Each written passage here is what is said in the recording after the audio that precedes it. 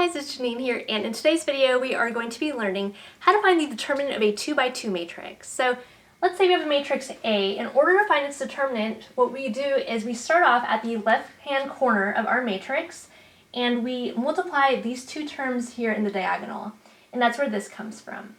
And then we subtract that by starting at the right-hand corner of the matrix, multiplying these two terms in this diagonal here, and that's where this BC comes from.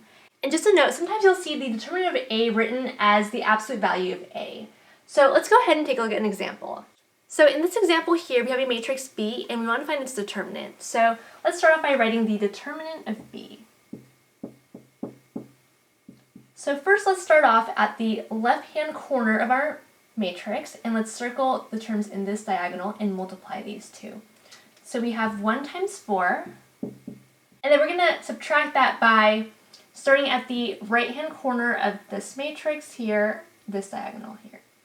So that is 2 times 3, and simplifying this we get 4 minus 6, which is just equal to -2. And that is our final answer. So that is how you find the determinant of a 2 by 2 matrix. Thank you guys so much for watching, and I'll see you guys next time. Bye.